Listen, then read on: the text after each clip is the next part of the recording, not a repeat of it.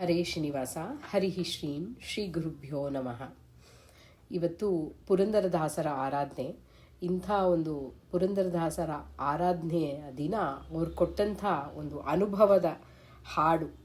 ನಮ್ಮ ಜೀವನದಲ್ಲಿ ಆ ಭಗವಂತನ ಅನುಭವವನ್ನು ಪಡಿಬೇಕು, ಅದಕ್ಕೆ ಏನೆಲ್ಲ ಮಾಡಬೇಕು, ಅನುಭವದ ಅಡುಗೆಯ ಮಾಡಿ ಅಂತ ಹೇಳ್ತಾರೆ. ಇಂತಹ ಒಂದು ಅದ್ಭುತವಾದ ಹಾಡಿನ ಒಂದು ಅರ್ಥಚಿಂತನೆಯನ್ನು ಎಷ್ಟು ಶ್ರೀ ಹರಿವಾಯು ಗುರುಗಳು ನುಡಿಸ್ತಾರೋ ಆ ಚಿಂತನೆಯನ್ನು ಮಾಡ್ತಾ ಹೋಗೋಣ, ಅರ್ಥಚಿಂತನೆಯನ್ನು ಮಾಡ್ತಾ ಹೋಗೋಣ. ಈ ಹಾಡು ಹೀಗಿದೆ: ಅನುಭವದಡುಗೆಯ ಮಾಡಿ ಅದಕ್ಕನುಭವಿಗಳು ಬಂದು ನೀವೆಲ್ಲ ಕೂಡಿ ಅನುಭವದಡುಗೆಯ ಮಾಡಿ. ಅನುಭವದ ಅಡುಗೆ. ಈ ಅನುಭವ ಅಂದರೆ ಏನು? ಪ್ರತಿನಿತ್ಯ ಆಗೋದೇ ಅನುಭವ ಅಲ್ವಾ? ಈ ಅನುಭವ ಈ ಶರೀರದ ಮೂಲಕ ಭಗವಂತ ನಮಗೆಲ್ಲರಿಗೂ ಕೊಡ್ತಾ ಇದ್ದಾನೆ. ಎಚ್ಚರ, ನಿದ್ದೆ, ಕನಸು, ಈ ಎಲ್ಲ ರೂಪದಲ್ಲೂ ನಮಗೆ ಈ ಎಲ್ಲ ಇಂದ್ರಿಯಗಳನ್ನು ಕೊಟ್ಟು ಆ ಇಂದ್ರಿಯಗಳಿಂದ ನಮಗೆ ಅನುಭವವನ್ನು ಕೊಡ್ತಾ ಇದ್ದಾನೆ ಭಗವಂತ. ಆದರೆ ನಾವೇನು ಅಂದ್ಕೊಳ್ತೀವಿ, ಈ ಅನುಭವಗಳೆಲ್ಲ ನಮಗೆ ನಾವು ಮಾಡೋದ್ರಿಂದ ಬರ್ತಾ ಇದೆ ಅನ್ನೋ ಒಂದು ಭಾವ ನಮಗಿದೆ. ಆದರೆ ಪ್ರತಿಯೊಂದು ಸುಖ ದುಃಖ ಎಲ್ಲದರ ಅನುಭವ ನಮಗೆ ಭಗವಂತ ಈ ಒಂದು ಶರೀರದ ಮೂಲಕ, ಈ ಇಂದ್ರಿಯದ ಮೂಲಕ ಕೊಡ್ತಾನೇ ಇದ್ದಾನೆ. ನಮಗೆ ಸುಖ ಹೇಗಾಗುತ್ತೆ? ಮನಸ್ಸಿಗೆ ಎಷ್ಟು ಆನಂದವಾದಾಗ ಆ ಸುಖದ ಅನುಭವ ಆಗುತ್ತೆ. ದುಃಖ ಆದಾಗ ಆ ದುಃಖದ ಅನುಭವ ಆಗುತ್ತೆ. ಏನಾದರೂ ಒಂದು ಸಾಧಿಸಿದಾಗ ಆನಂದ ಆಗುತ್ತೆ. ಏನೇ ಒಂದು ಪ್ರಯತ್ನ ಪಟ್ಟರೂ ಆಗದೆ ಹೋದಾಗ ದುಃಖ ಆಗುತ್ತೆ. ಇದೆಲ್ಲ ಗೊತ್ತು ನಮಗೆ. ಎಷ್ಟು ಅಸ್ವತಂತ್ರರು ನಾವು ಅನ್ನೋ ಭಾವ ಇದೆ. ಆದರೂ ನಾನು ಅನ್ನೋ ಭಾವದಲ್ಲೇ ನಾವು ಮುಳುಗಿ ಆ ಒಂದು ಮಾಯೆಯಲ್ಲಿ ಮುಳುಗಿ ಹೋಗಿರ್ತೀವಿ ಯಾವಾಗ್ಲೂ. ಅದನ್ನ ಈ ಅನುಭವಗಳನ್ನು ಪಡಿಲೇಬೇಕು. ಇದು ಭಗವಂತನ ಅನುಭವ ಹೇಗಾಗುತ್ತೆ? ಜ್ಞಾನದಿಂದ, ಗುರುಗಳ ಮೂಲಕ ನಾವು ಆ ಜ್ಞಾನವನ್ನು ಪಡೆದಾಗ, ಆ ಭಗವಂತನ ಜ್ಞಾನವನ್ನು ಪಡೆದಾಗ ಆ ಅನುಭವ ನಮಗೆ ಬಂದಾಗಲ್ಲ ಅದು ಆನಂದವನ್ನೇ ಕೊಡುತ್ತೆ. ಆ ಭಗವಂತನ ನಾಮಸ್ಮರಣೆಯ ಸಮುದ್ರದಲ್ಲಿ, ಕರುಣಾ ಸಮುದ್ರದಲ್ಲಿ ನಾವು ಪ್ರತಿನಿತ್ಯ ನಮ್ಮನ್ನು ನಾವು ಆ ಒಂದು ಮುಳುಗಿ ಎದ್ದಾಗ ಆನಂದವೇ ಆಗುತ್ತೆ ವಿನಃ ಸಂಸಾರದಲ್ಲಿ ಮುಳುಗಿ ಎದ್ದಾಗ ದುಃಖನೇ ಆಗುತ್ತೆ ನಮಗೆ. ಈ ಎಲ್ಲ ಅನುಭವ ಈ ಪ್ರತಿನಿತ್ಯ ಎದ್ದಾಗಿಂದ ನಮಗೆ ಎಚ್ಚರ, ನಿದ್ದೆ, ಕನಸು, ಆ ಪ್ರತಿಯೊಂದು ದಿನನಿತ್ಯ ಆಗುವಂಥ ಅನುಭವಗಳನ್ನು ಕೊಡ್ತಾ ಇರ್ತಾರೆ. ಈ ಅನುಭವಗಳನ್ನು ಒಳ್ಳೆಯ ಅನುಭವಗಳಾಗಿ ನಮಗೆ ಮಾಡಲಿಕ್ಕೆ ಎಲ್ಲ ಸಜ್ಜನರ ಒಂದು ಸಂಘ ಆಗಬೇಕು. ಆ ಗುರುಗಳ ಅನುಗ್ರಹ ಆಗಬೇಕು. ಗುರುಗಳು ನಮಗೆ ಒಳ್ಳೆ ಗುರುಗಳು ಸಿಕ್ಕಿ ಅವರು ಆ ಭಗವಂತನ ಒಂದು ಹಾದಿಯಲ್ಲಿ ನಮಗೆ ನಡೆಸಬೇಕು. ಆ ಸಜ್ಜನರ ಸಂಘದಲ್ಲಿ ಇದ್ದಾಗ ನಾವು ಎಲ್ಲರೂ ಕೂಡಿ ಒಂದು ರೀತಿಯಾದಂಥ ಈ ಅನುಭವದ ಅಡುಗೆಯನ್ನು ಮಾಡ್ತಾ ಹೋಗ್ಬೋದು ಅಂತ ಹೇಳ್ತಾರೆ. ತನುವೆಂಬ ಭಾಂಡವ ತೊಳೆದು ಕೆಟ್ಟ ಮನದ ಚಂಚಲವೆಂಬ ಮುಸುರೆಯ ಕಳೆದು. ತನುವೆಂಬ ಭಾಂಡವ ತೊಳೆದು. ನಾವು ಸಹಜವಾಗಿ ಅಲಂಕಾರ ಮಾಡ್ಕೊಳ್ಳಿಕ್ಕೆ ಈ ಶರೀರದ ಒಂದು ಆಚೆ ಆ ಶರೀರವನ್ನು ತೊಳಿತೀವಿ, ಮಾಡ್ತೀವಿ. ಈ ಒಂದು ಸ್ಥೂಲವಾದಂಥ ಶರೀರ, ಈ ಶರೀರವನ್ನು ಚೆನ್ನಾಗಿ ತೊಳೆದು ಮಾಡಿ ಅಲಂಕಾರವನ್ನು ಮಾಡ್ಕೊಳ್ತೀವಿ. ಅದು ಭಗವಂತನಕ್ಕೋಸ್ಕರ ಅಲ್ಲ, ಆದರೆ ಆಡಂಬರಕ್ಕೆ ಆ ಮುದ್ರೆಯನ್ನು ಹಾಕ್ತೀವಿ, ಆಡಂಬರಕ್ಕಾಗಿ ಮಾಡ್ತೀವಿ ಅಂತ ಅನಿಸುತ್ತೆ.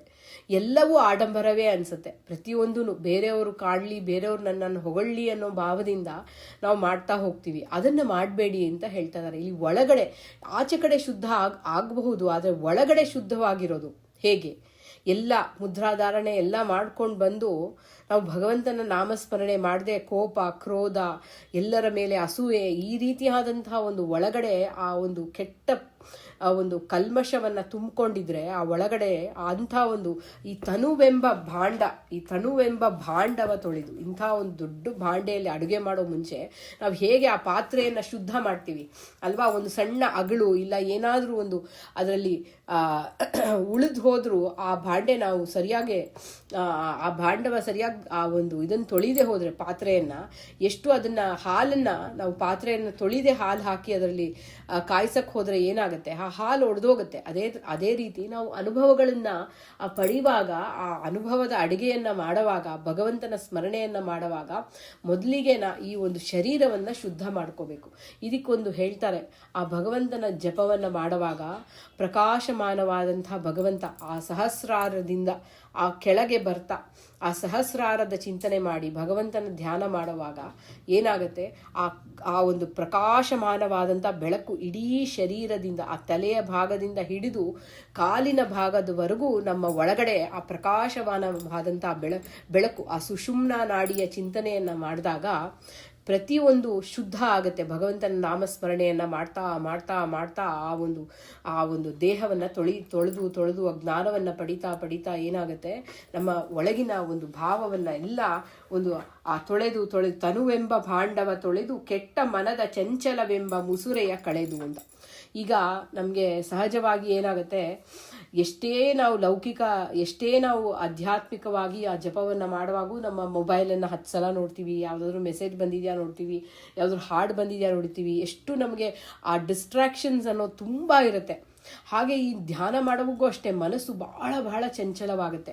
ಆ ಒಂದು ಕೋತಿಯ ಹಾಗೆ ಜಿಗಿದು ಇಲ್ಲಿ ಅಲ್ಲಿ ಹೋದಾಗ ಪ್ರತಿ ಸಲ ಆ ಮಗುವನ್ನು ಹೇಗೆ ನಾವು ತಿಳಿಸ್ತೀವೋ ಹಾಗೆ ಆ ಮನಸ್ಸನ್ನು ತಳೆದು ಹೇಳಿ ಬಂದು ಆ ಭಗವಂತನ ಪಾದದಲ್ಲೇ ಮನಸ್ಸನ್ನು ಇಡಬೇಕು. ಅದರಿಂದ ಇಂತಹ ಒಂದು ಚಂಚಲವಾದಂಥ ಮುಸುರೆಯ ಕಳೆದು ಅಂತ. ಹಾಗೆ ಹೇಗೆ ನಾವು ತೊಳಿಲಿಕ್ಕೆ ಸಾಧ್ಯ? ಭಗವಂತನ ಕಥಾಶ್ರವಣವನ್ನು, ಭಗವಂತನ ಚಿಂತನೆಯನ್ನು ಗುರುಗಳ ಮುಖೇನ, ಆ ಶ್ರೀಮದಾಚಾರ್ಯರು ಕೊಟ್ಟಂಥ ಶಾಸ್ತ್ರದ ಮುಖೇನ ಅದನ್ನು ತೊಳೆದು ನಾವು ಏನು ಮಾಡಬೇಕು, ದಿನನಿತ್ಯವಾಗಿ ನಾವು ಅದನ್ನು ಚಿಂತನೆ ಮಾಡಬೇಕು. ದಿನನಿತ್ಯ ಶ್ರವಣ ಮಾಡೋದ್ರಿಂದ ಭಗವಂತ ನಮ್ಮ ಮನಸ್ಸಿನ ಬಂದು ಸ್ಥಿರವಾಗಿ ಕೂತ್ಕೊಳ್ತಾನೆ. ಯಾವಾಗೂ ಅವನು ನಮ್ಮ ಜೊತೆನೇ ಇದ್ದಾನೆ, ಜೀವರ ಜೊತೆ ಯಾವಾಗೂ ಇದ್ದಾನೆ. ಆದರೆ ಅದರ ಅರಿವು ನಮಗಿಲ್ಲ. ಹೇಗೆ ಆ ಜಗನ್ನಾಥ ದಾಸರು ಹೇಳ್ತಾರೆ, ಕತ್ತಲೆ ಕೋಣೆಯಲ್ಲಿ ಹಾಕಿದಾಗ ಆ ಮಗುವನ್ನು ಆ ತಾಯಿ ನೋಡಿ ನಗ್ತಾ ಇರ್ತಾಳೆ, ಆದರೆ ತಾಯಿಗೆ ಆ ಮಗುಗೆ ಏನೂ ಕಾಣೋದಿಲ್ಲ. ಹಾಗೆ ನಮ್ಮ ಪರಿಸ್ಥಿತಿ ಹಾಗಾಗಿದೆ. ಏನು ಅಂತ ಹೇಳಿದ್ರೆ, ಆ ಭಗವಂತ ನಮ್ಮ ಒಳಗಿದ್ದು ನೋಡ್ತಾ ಇದ್ದಾನೆ ತಾಯಿ ಹಾಗೆ ಅವನು, ಆದರೆ ನಮಗೆ ಅವನು ಕಾಣಿಸೋದೇ ಇಲ್ಲ. ಹಾಗೆ ಅಂಥ ಒಂದು ತನುವೆಂಬ ಭಾಂಡವ ತೊಳೆದು ಕೆಟ್ಟ ಮನದ ಚಂಚಲವೆಂಬ ಮುಸರೆಯ ಕಳೆದು ಗುರುಗಳ ಅನುಗ್ರಹದಿಂದ ಗುರುಗಳ ಒಂದು ಸ್ಮರಣೆಯನ್ನು ಮಾಡ್ತಾ ಸೇವೆಯನ್ನು ಮಾಡಿ ನಾವು ಆ ಗುರುಗಳಿಂದ ನಾವು ಭಗವಂತನ ಜ್ಞಾನವನ್ನು ಪಡೆದು ಅದನ್ನು ಜಪವನ್ನು ಮಾಡಿ ಮನನ ಮಾಡಬೇಕು. ದಿನನಿತ್ಯವಾಗಿ ಮನನ ಮಾಡಬೇಕು. ಆ ಭಗವಂತನ ಕಥಾಶ್ರವಣವನ್ನು ಮಾಡಿದಾಗ ಅದನ್ನೆಲ್ಲವೂ ಮನನ ಮಾಡಬೇಕು ಅಂತ ಹೇಳ್ತಾರೆ. ಘನವಾಗಿ ಮನೆಯನ್ನು ಬಳಿದು ಅಲ್ಲಿ ಮಿನುಗುವ ತ್ರಿಗುಣದ ಒಲೆಗುಂಡ ನೆಡೆದು. ನೋಡಿ ಇಲ್ಲೇನು ಹೇಳ್ತಾರೆ, ಘನವಾಗಿ ಮನೆಯನ್ನು ಬಳಿದು. ಮನೆ ಅಂದರೆ ಏನು? ಈ ಶರೀರವೇ ಕ್ಷೇತ್ರ. ಈ ಕ್ಷೇತ್ರದಲ್ಲಿ ಇರುವಂಥ ಒಂದೊಂದು ಇಂದ್ರಿಯಗಳು ಒಂದೊಂದು ಕೋಣೆ. ಆ ಕೋಣೆ ಅಂದರೆ ಇಡೀ ಮನೆ, ಇದು ಭಗವಂತನ ಮನೆ. ಇದು ಆ ಎಲ್ಲ ಕೋಣೆಯಲ್ಲೂ ಭಗವಂತ ನೆಲೆಸಿದ್ದಾನೆ. ಆ ನೆಲೆಸಿರೋದು ಅರಿವು ನಮಗೆ ಜ್ಞಾನಿಗಳಿಂದ ಗುರುಗಳಿಂದ ತಿಳಿತೀವಿ. ಅಂತಹ ಒಂದೊಂದು ಭಾಗವನ್ನು ಮನೆಯಲ್ಲಿ ಹೇಗೆ ಬೆಳಗ್ಗೆ ಎದ್ದಾಗಿಂದ ಅರುಣೋದಯ ಆಗಿದ ತಕ್ಷಣ ಮನಸ್ಸಿನ ಹೇಗೆ ಮನೆಯ ಸ್ವಚ್ಛವಾಗಿ ಗುಡಿಸಿ ಸಾರಿಸಿ ಎಲ್ಲವನ್ನ ಮಾಡ್ತೀವೋ ಹಾಗೆ ದೇಹವು ಒಳಗಿನ ಭಾಗ ದೇಹದ ಒಳಗಡೆ ನಾವು ಶುದ್ಧ ಮಾಡಬೇಕು. ಇದು ಹೇಗೆ ಸಾಧ್ಯ ಅಂದರೆ ಭಗವಂತನ ನಾಮಸ್ಮರಣೆ, ಭಗವಂತನ ಕಥಾಶ್ರವಣದಿಂದ ಆ ಇಂದ್ರಿಯಗಳಲ್ಲಿ ಆಗುವಂಥ ಒಂದೊಂದು ಅನುಭವಗಳನ್ನು ಭಗವಂತ ಇದು ನಿನಗರ್ಪಿತ, ಭಗವಂತ ಇದು ನಿನಗರ್ಪಿತ, ಭಗವಂತ ಇದು ನೀನು ಮಾಡಿಸ್ತಾ ಇದೆಯಾ. ಒಂದೊಂದು ಕಣ್ಣಿಂದ ಒಳ್ಳೆ ರೂಪವನ್ನು ನೋಡ್ತಾ ಭಗವಂತ ಇದು ನಿನಗರ್ಪಿತ, ಕಿವಿಯಿಂದ ಕೇಳೋ ಅಂಥದ್ದು ನಿನಗರ್ಪಿತ, ಈ ಎಲ್ಲವೂ ನಿನಗರ್ಪಿತ ಅಂತ ನಾವು ಪ್ರತಿ ಕ್ಷಣವೂ ಆ ಮನೆಯಲ್ಲಿ ಆಗುವಂಥ ಒಂದು ಕರ್ಮಗಳನ್ನು ತಾನೇ ಮಾಡಿಸ್ತಾ ಇದ್ದಾನೆ ಅಂತ ಹೇಳಿ ಚಿಂತನೆ ಮಾಡ್ತಾ ಇರಬೇಕು. ಒಂದು ನಿಮಿಷ ಕ್ಷಮಿಸಿ, ಬಹಳ ಶಬ್ದ ಇತ್ತು, ಅದರಿಂದ. ಘನವಾಗಿ ಮನೆಯನ್ನು ಬಳಿದು ಅಂತ.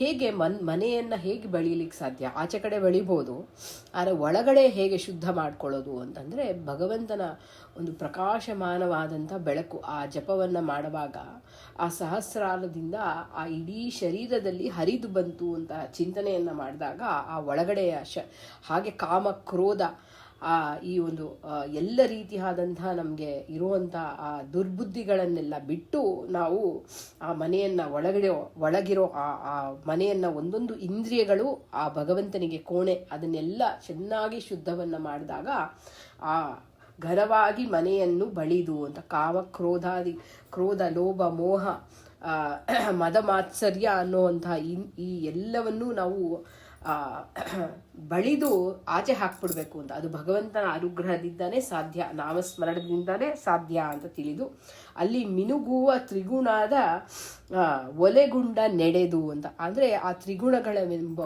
ಆ ತ್ರಿಗುಣಗಳ ಪ್ರಭಾವ ಬಹಳ ನಮ್ಮಲ್ಲಿರುತ್ತೆ. ಅದರಿಂದ ನಮಗೆ ನಾವು ನಾನು ನಾನು ಅನ್ನೋ ಒಂದು ಭಾವ ಇರುತ್ತೆ. ಆ ನಾನು ಅನ್ನೋ ಭಾವದಿಂದ ಆ ತ್ರಿಗುಣಗಳ ಒಲೆಗುಂಡ ನಡೆದು ವಿರಕ್ತಿ ಎಂಬುವ ಮಡಿಯುಟ್ಟು ಪೂರ್ಣ ಹರಿಭಕ್ತಿ ಎಂಬ ನೀರನ್ನ ಸರಿಟ್ಟು. ಇಲ್ಲಿ ವಿರಕ್ತಿ ಎಂಬುವ ಮಡಿಯುಟ್ಟು ಅಂತ ಹೇಗೆ ಮಾಡ್ತೀವಿ ಅಡಿಗೆ?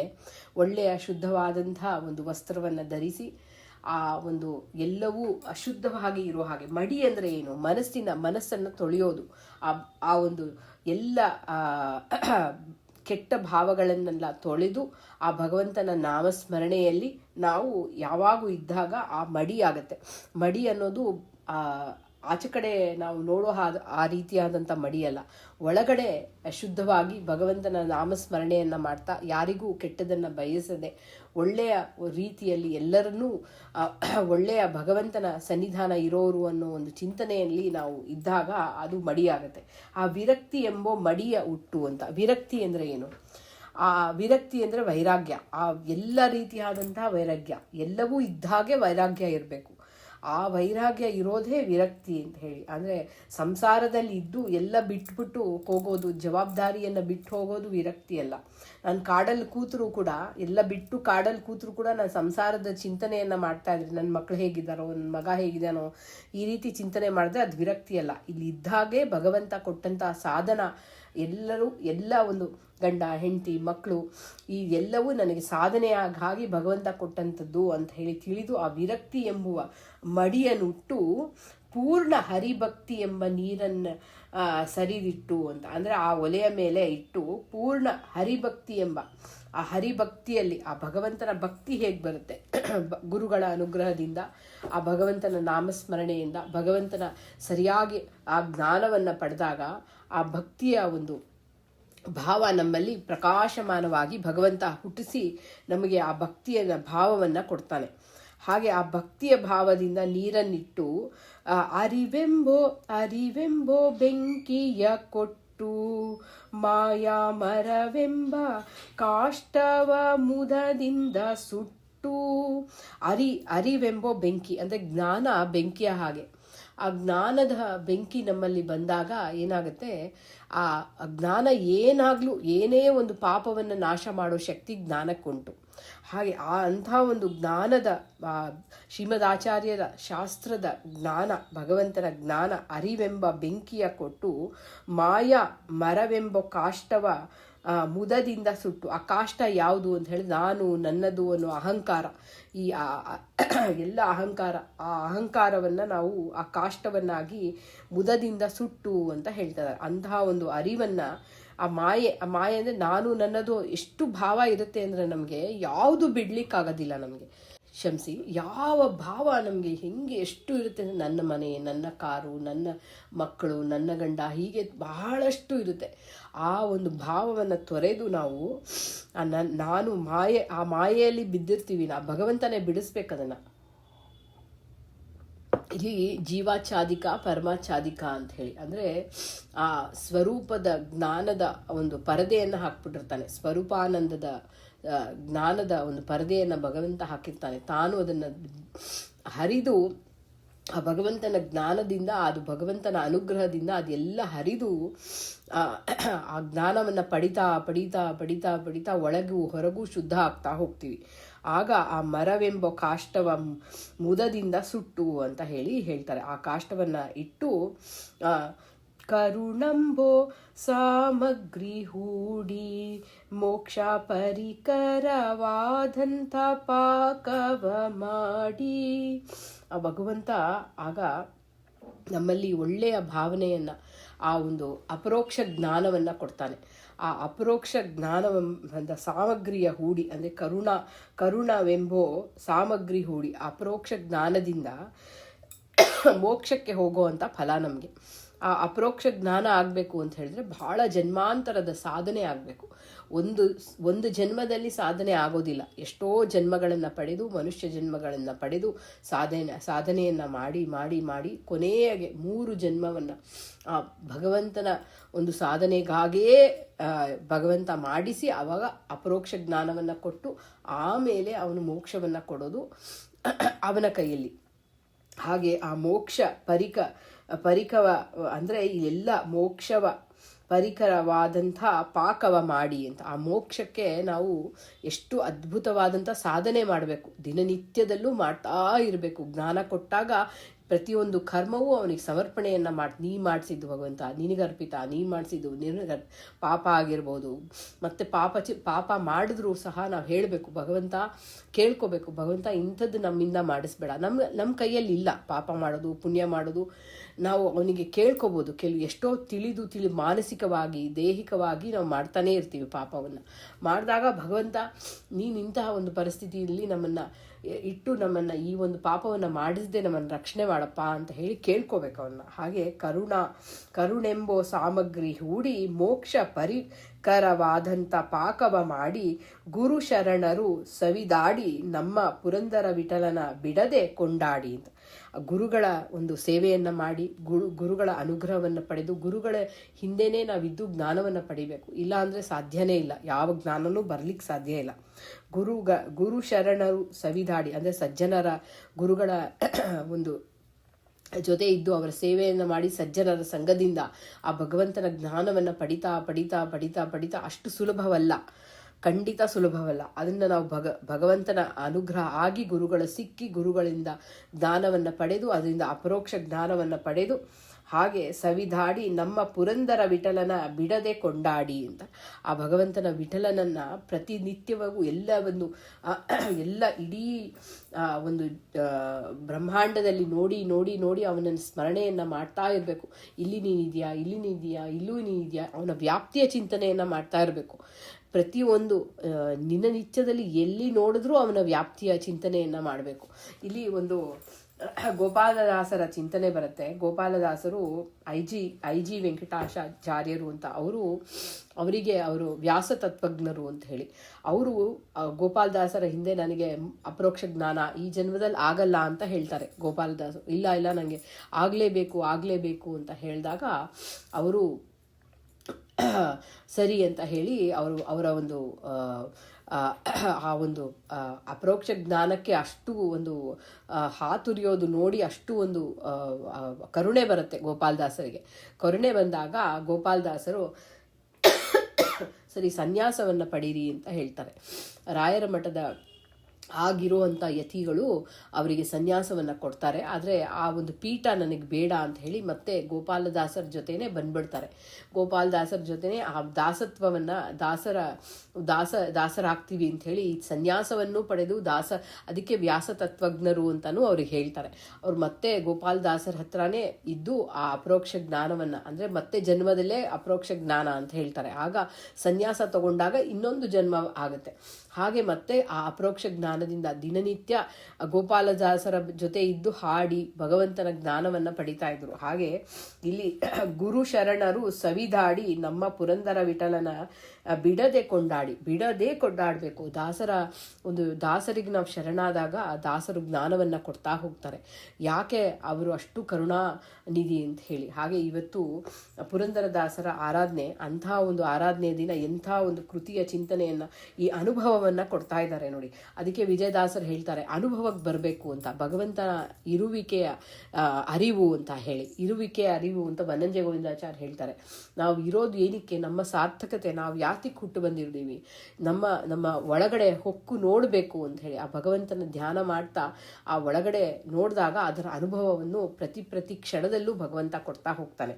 ಹಾಗೆ ಈ ಅನುಭವದ ಅಡುಗೆಯ ಮಾಡಿ ಅದಕ್ಕೆ ಅನುಭವಿಗಳು ಬಂದು ನೀವೆಲ್ಲ ಕೂಡಿ ಈ ಜೀವನದ ಒಂದು ಅನುಭವವನ್ನು ಪಡಿಬೇಕು ಅಂದರೆ ಈ ಒಳ್ಳೆಯ ಭಗವಂತನ ಒಂದು ರಸನಾಮಕನಾದ ಭಗವಂತನ ಒಂದು ಸ್ಮರಣೆಯಿಂದ ಈ ಅಡುಗೆಯನ್ನು ಮಾಡಿದಾಗ ಆ ಪಾಕದಿಂದ ಆ ಒಳ್ಳೆಯ ಪಾಕವಾದಾಗ ಆ ಪಾಕದ ಒಂದು ರುಚಿ, ಸವಿ ರುಚಿ, ಅಮೃತದಂಥ, ಮೋಕ್ಷದಂಥ ಅಮೃತವನ್ನು ಕೊಡ್ತಾರೆ. ಅದರಿಂದ ಆ ಭಗವಂತನ ಅನುಭವ ಆಗಬೇಕು. ಅನುಭವದ ಅಡುಗೆ ಭಗವಂತನ ರಸನಾಮಕನಾದಂಥ ಭಗವಂತನ ಆ ಒಂದು ನಾಮಾಮೃತದಿಂದ ನಾವು ಮಿಂದು ಅದನ್ನು ಚೆನ್ನ ನಮ್ಮ ಭಕ್ತಿಯ ಭಾವದಲ್ಲಿ ಪಾಕವನ್ನು ಮಾಡಿ, ಭಕ್ತಿ ಎಂಬ ಒಂದು ನೀರನ್ನಿಟ್ಟು ಅಲ್ಲಿ ಅರಿವೆಂಬ ಜ್ಞಾನವೆಂಬ ಬೆಂಕಿಯನ್ನು ಹಾಕಿ ಆ ಪಾಕವನ್ನು ಮಾಡಿ ಆ ಭಗವಂತನ ಅಮೃತವನ್ನು ಕೊಡ್ತಾನೆ ಭಗವಂತ ಅಂತ ಹೇಳಿ ಅದ್ಭುತವಾದಂಥ ಚಿಂತನೆಯನ್ನು ಈ ಒಂದು ಅನುಭವದ ಅಡುಗೆಯ ಮಾಡಿ ಅದಕ್ಕೆ ಅನುಭವಿಗಳು ಬಂದು ನೀವೆಲ್ಲ ಕೂಡಿ ಅಂತ ಹೇಳಿ